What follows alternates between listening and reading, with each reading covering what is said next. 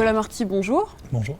Vous êtes ici pour parler de bien-être dans la filière équine. Est-ce que pour vous, il y a un problème de bien-être dans la filière équine ?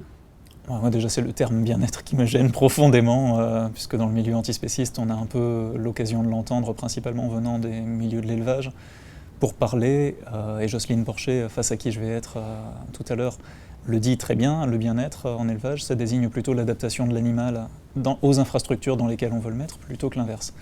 Donc moi, c'est plutôt des droits des chevaux de base que je veux parler, et du respect des chevaux, du fait de leur donner des choix, et de leur laisser le choix, et d'adapter tout ce qu'on peut adapter pour eux, en fait. C'est-à-dire concrètement ? Concrètement, par exemple, ce matin, on parlait des écuries actives. Donc c'est un modèle d'écurie qui correspond beaucoup mieux à ceux dont ont concrètement besoin les chevaux que les écuries comme elles existent encore majoritairement, où les chevaux vont être dans des box et où des fois on va se féliciter de sortir le cheval une fois par jour et de dire voilà, ils sont sortis tous les jours au pré. Alors que l'état plus ou moins normal pour un cheval, pour qu'il puisse avoir des relations sociales, pour qu'il puisse ne pas avoir de problèmes intestinaux sans complément, etc., c'est plutôt en fait d'être au pré toute la journée. Un cheval, naturellement, même si j'aime pas ce mot, il va être en train de brouter tout le temps, en train de marcher tout le temps.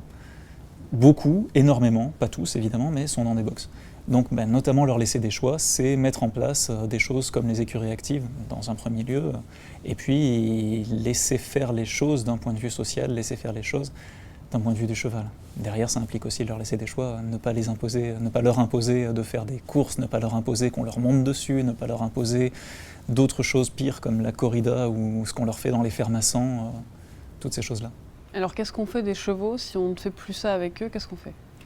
Déjà, on arrête de les faire se reproduire spécifiquement pour en avoir.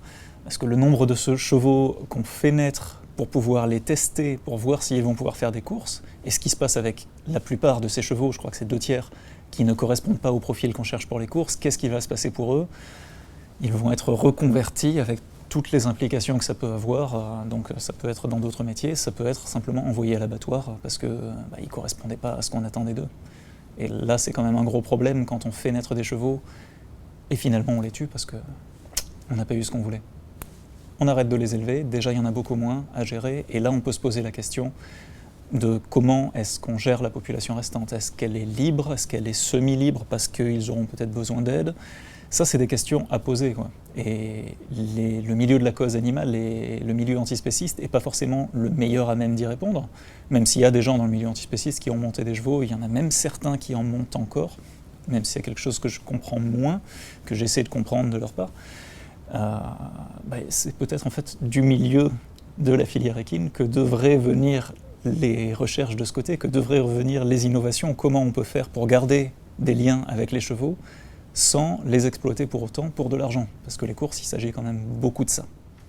Donc pour vous, on ne fait plus rien avec les chevaux, on les accompagne, on essaye de les remettre dans un milieu naturel, dans un état naturel, avec des grosses guillemets, parce que ça va être compliqué.